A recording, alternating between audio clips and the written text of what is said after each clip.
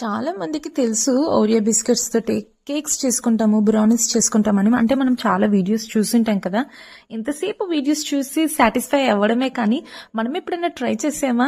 నేనైతే ఆ కేటగిరీకి చెందిన దాన్ని. నేను ఎప్పుడూ ట్రై చేయలేదు. ఫస్ట్ టైం న్యూ ఇయర్ కి కేక్ తెస్తాను అని గౌతమ్ అంటే వద్దొద్దు ఇంట్లో నేనే ట్రై చేస్తానని చెప్పేసి ఇంట్లో 2 పెద్ద ఓరియో బిస్కెట్ ప్యాకెట్స్ ఉంటే వాటితోటి నేను ట్రై చేశాను. చాలా బాగా వచ్చింది టేస్ట్ పరంగా.